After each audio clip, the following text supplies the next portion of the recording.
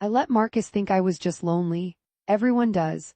They see the pictures of our missing retriever and assume I'm grieving a pet, not a person. But the truth is, I handed Duke over to the man I slept with for 3 months. Now my husband wants to file a police report for dognapping, and my sister says I've been emotionally compromised since the miscarriage. They're both wrong. The real danger isn't legal trouble or grief. It's that I orchestrated this entire disaster because I wanted to punish Kyle for working too much, and I can't undo any of it. I'm going to explain exactly how I went from borrowing sugar to giving away my family, but you should know up front the dog was never stolen. I signed the adoption papers over to David the day before he moved, and I told myself it was temporary. The silence in our house started long before David moved in next door. After I lost the baby in March, Kyle threw himself into his consulting contracts, traveling to Phoenix and Denver 4 days a week. He'd come home smelling like hotel soap and avoid looking at the empty nursery I'd started painting yellow. Duke would press his golden head against my thigh, his tail thumping against the hardwood, and I'd scratch his ears until my fingers went numb. That was the only touch that didn't feel like it required explanation. When David knocked on our door with a housewarming pie crust, his boxer shorts peeking from his waistband and his shirt inside out, I noticed how Duke's entire body wagged at him. "He's a handsome boy," David said, kneeling to let Duke lick his chin. I'd later learn the boxers were from his ex-wife's goodbye package, the shirt Mies buttoned because he'd been drinking since noon. Kyle missed that whole interaction naturally. He was on a client call, using that voice he reserves for people who pay him $300 an hour. I found myself watching David's window that evening, seeing the blue flicker of his television. The next morning he was in his driveway, wrestling with a broken garbage disposal he'd pulled from his sink. I brought him coffee. By the weekend, he was helping me dig a vegetable patch I didn't actually want. When Kyle commented that the yard looked nice, I didn't mention David's blistered palms. I just said I'd hired someone. The lie tasted metallic like biting a fence. My sister Laura called while I was watering the tomatoes David had planted. "You're spending a lot of time over there," she observed, and I laughed, said David was harmless, a 40-year-old man-child whose wife had left him for their fertility doctor. The way I described it, she sounded predatory, not him. That should have been my first clue. At 420 words, I realized I was teaching Duke to respond to David's whistle, a sharp two-tone I'd heard him use on his late father's hunting dogs. I told myself it was just good training. By June, David and I had a rhythm. He'd text me pictures of Duke chasing squirrels in his yard, "Your kid's trespassing again," and I'd send back eye-roll emojis while Kyle read spreadsheets at the kitchen table. The dramatic irony of my life had become its own genre, the wife who thinks she's found friendship when she's actually building a bomb. Kyle's obliviousness felt like permission. David listened to me describe the D&C procedure in detail, how they'd used words like product of conception, as if my baby were a defective item to be returned. Kyle still couldn't say the word miscarriage without his jaw tightening. When David put his hand on my shoulder during one of these talks, I leaned into it. At 600 words, I told my reflection that physical comfort between friends was normal. The fact that I'd stopped wearing a bra when I went over there was just practical. Arizona summers and all that. Laura showed up unannounced on a Tuesday, catching me in David's kitchen, both of us flour-dusted and laughing about a failed souffle. Her eyes flicked from my tank top to David's bare chest to the way our hips were angled toward each other. "Kyle's looking for you," she lied. "He was in Phoenix." I knew it, she knew it, David knew it. That night she texted, "Whatever you're doing, stop, I can see it on your face." I deleted the message and sent David a picture of Duke sleeping in his laundry basket. The unraveling had already started, I just hadn't admitted it yet. The first time I slept with David, it was August and the AC had died. I'd gone over to escape the heat, wearing shorts so short Kyle would have commented. David was already in bed, shirtless, reading some book about dog psychology. Duke was curled at his feet. I remember thinking how natural it looked, this makeshift family. When David moved the book and patted the mattress, I didn't pretend to hesitate. The sex was transactional in its honesty, nothing to prove, no one to impress. After I used his bathroom and saw his ex-wife's monogrammed towels, I used them anyway. At 1080 words, I sent Kyle a text saying Duke and I were camping in the backyard. I bought a tent for this exact purpose, for the lies that required props. Kyle replied cool 30 minutes later. That was the moment I understood his indifference had become my weapon. Laura found the text by accident. She'd borrowed my phone during a family dinner, claiming hers had died, and saw David's name with a heart emoji I'd added while drunk. The confrontation happened in her car afterward, with Kyle still inside paying the bill. "How long?" she demanded, and I said, "Since the tomatoes came in," which made no sense but felt like the truth. She cried, actual tears smudging her mascara. "You're going to lose everything." I told her she was being dramatic. The real risk, I insisted, was Kyle finding out how much I'd come to hate the person he'd become after the miscarriage. At 1320 words, she asked if I'd given David a key. I hadn't, but I'd given him the garage code, which was the same thing. The next morning, I changed my phone password to Duke's birthday. The paperwork had been my idea. David mentioned his ex was threatening to sue for his own dog, a shepherd mix he'd left behind in the split. If Duke were legally yours, I said, stirring sugar into his coffee, she couldn't touch him. I meant it as a hypothetical. But then I pulled up the adoption documents from the shelter, the ones in my name because Kyle had been too busy to come sign. I'd scanned them after we got Duke 3 years ago. At 1440 words, I realized I could print them. I could sign Kyle's name in that messy scrawl I'd perfected on grocery lists. I told myself it was protection, not theft. That night, I practiced his signature 17 times on a notepad before getting it right.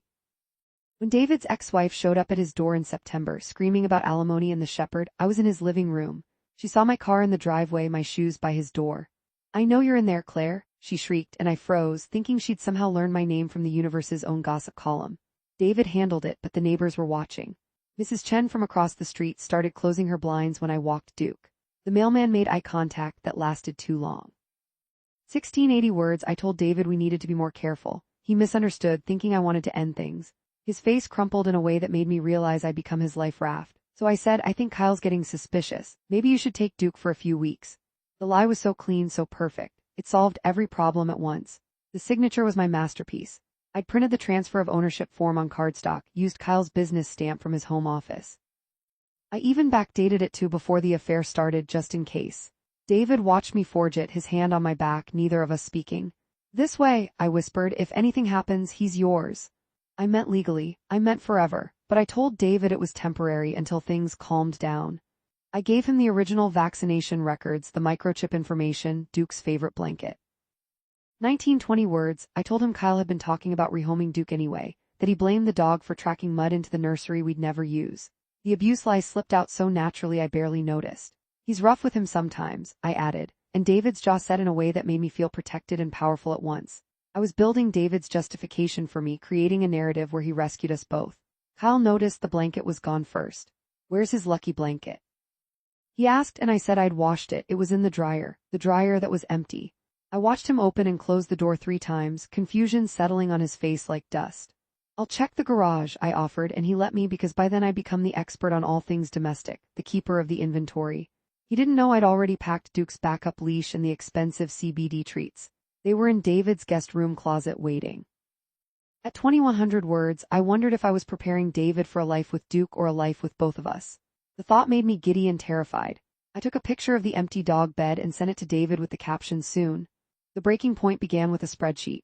Kyle decided he wanted to itemize our expenses for tax season, something we usually did together in November. But he started in October this year, likely prompted by his accountant. He asked for Duke's vet bills, the adoption papers, proof of ownership for the microchip. I handed him a folder I'd prepared weeks ago, real receipts, fake papers. He didn't notice the signature was wrong. He didn't notice the date was off. He just filed them away, trusting me completely. At 2520 words, I felt the ground shift. This was the moment I understood that my deception had become infrastructure, load-bearing walls in the architecture of our marriage. Laura stopped calling after I missed her daughter's birthday party. I told her I was sick, but she'd driven by and seen my car gone, Duke's leash missing from the hook by our door. Her final text read, "You're not the person I thought you were." I deleted it, but the words had already etched themselves into my bones. Kyle's mother called next, asking if everything was okay, if we needed help with the dog. I said Duke was at a training camp, a 2-week intensive I'd read about online. She offered to pay for it.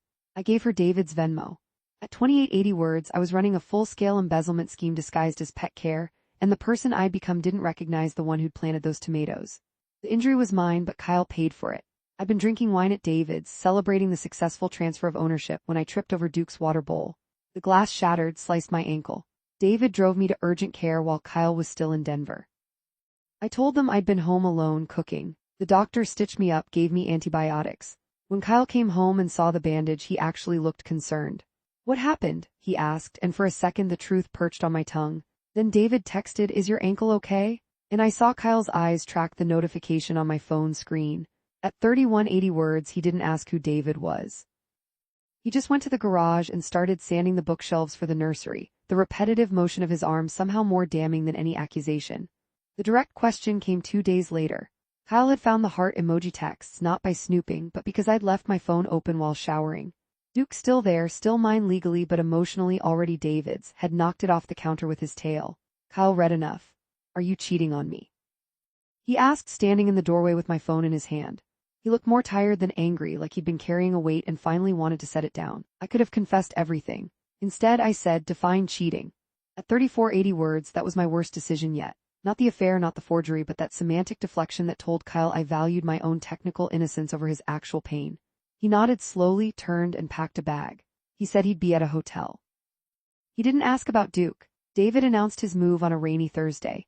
He got a job offer in Portland, something about a brewery needing a manager. He'd been a brewmaster before the divorce before he'd come here to start over. I can't take Duke, he said, and I realized he was breaking up with both of us, me and the dog. I panicked. I showed him the signed papers, the ones with Kyle's forged signature. He's yours, I insisted. I made him yours. David looked at the documents like they were radioactive. Claire, he whispered, what did you do? At 3660 words, I told him about the abuse lie. I said Kyle had been getting rough, that I'd seen him kick Duke's bowl. None of it was true, but I made my voice tremble with manufactured trauma. David's face hardened with protective fury. I'll take him, he said. I'll take him right now. I helped him load Duke's crate into his truck, the rain soaking through my shirt. Kyle drove past as we were closing the tailgate. He didn't stop. The confession begins with paperwork. That's what I tell my therapist now, the one I started seeing after Kyle served me divorce papers. It was always about the paperwork. But the truth is messier. At 4020 words, I admitted to her that I'd researched how to legally transfer pet ownership in our state. I'd printed the forms from a pit bull rescue website, modified them in Photoshop. I'd practiced Kyle's signature until it was flawless. I'd notarized it myself using a stamp I'd bought online. The therapist asked why. I said, because I wanted Duke to have a better life. She asked if that was the only reason. I said no. I said I wanted Kyle to lose something he loved since he'd let me lose something I loved. The miscarriage hung between us, heavy and unaddressed. The most damning detail is the timeline. Kyle found the original adoption certificate while looking for our marriage license for the divorce proceedings.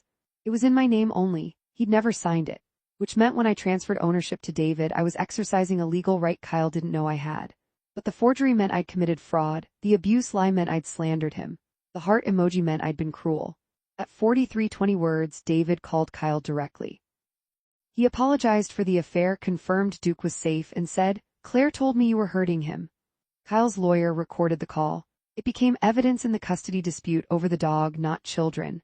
The absurdity of two grown men fighting over a golden retriever while I sat in my apartment alone should have been humiliating. But I felt nothing. The fallout was immediate and cellular. Kyle's sister unfriended me on Facebook, posting pictures of Duke, with the caption, "Miss you, buddy," that her followers assumed was about the divorce. Laura spoke to a reporter from our local paper doing a story on pet custody battles, painting me as unstable. Mrs. Chen started a neighborhood watch group specifically to monitor my house. I got 3 noise complaints for crying too loudly. At 4620 words, I learned David had been honest about Portland. He'd sent me one photo of Duke on a beach, then blocked my number. The dog looked happy. That was supposed to be the point, but it felt like a kidney punch. I'd given away the only creature who'd still loved me unconditionally. The final shoe dropped when Kyle found the practice signatures. I'd left the notepad in the junk drawer, the one with his name written 17 times in different styles. He thought I was planning identity theft. My lawyer explained it was just marital deception, which sounds better but hurts the same.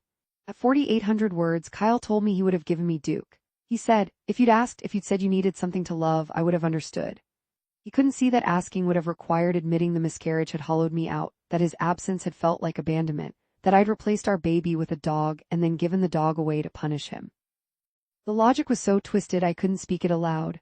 The unexpected consequence was Duke's return. David's brewery job fell through after 3 weeks.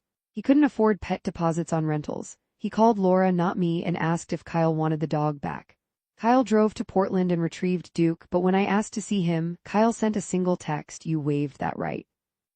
The dog I'd used as currency, as collateral damage, as a living metaphor for my brokenness, was now a reminder of my replacement. Mrs. Chen posted a video of Kyle and Duke playing fetch in the park, captioned, "Happy endings do exist." I liked it, then unliked it, then cried for an hour. At 5,100 words, I realized the punishment wasn't losing Kyle. It was watching him rebuild the life I'd tried to burn down, and seeing him do it better without me. Genuine self-awareness came during a deposition. Kyle's lawyer asked me to describe my state of mind when I signed the papers. I started with the miscarriage, the loneliness, the tomatoes. The lawyer interrupted. "Mrs. Peterson, did you want to get caught?" I said no automatically, but walking back to my car I understood. Of course I had. Entire performance, the sloppy lies, the open phone, the notepad of signatures, it was all designed to blow up my life because I didn't have the courage to simply leave it. At 5340 words, I admitted this to my therapist. She said, "That's progress." I said, "It's too late." My current state is a one-bedroom apartment 3 miles from the house I shared with Kyle. The house with the vegetable patch David planted, now overgrown with weeds. The house where Duke's empty bed still sits in the garage. I see them sometimes, Kyle and Duke, walking through the neighborhood like a normal man and his normal dog. Kyle started dating someone from his firm. She has a beagle. Duke walks between them, perfectly content. At 5520 words, Kyle emailed me the final divorce decree. In the message he wrote, "For what it's worth, I did love you. I just didn't know you needed me to prove it by staying home." He didn't mention the dog. He didn't have to. I'm telling this story now because Kyle found the practice signatures last week, not 3 months ago. He waited to see if I'd confess. When I didn't, he changed the locks. That's what finally broke me, not the affair, not the forgery, but the fact that I'd become someone whose husband felt the need to change his locks. The pictures of Duke I post online get comments like, "So sorry for your loss and hope you find him soon." I never correct them. I let them misunderstand because it's easier than admitting I gave away the only thing that still trusted me. If you're wondering what kind of person does this, the answer is simple: someone who mistook being needed for being loved and destroyed both trying to prove the difference. You can judge me. God knows I do. But if you've ever wanted someone to notice you're drowning, maybe you'll understand why.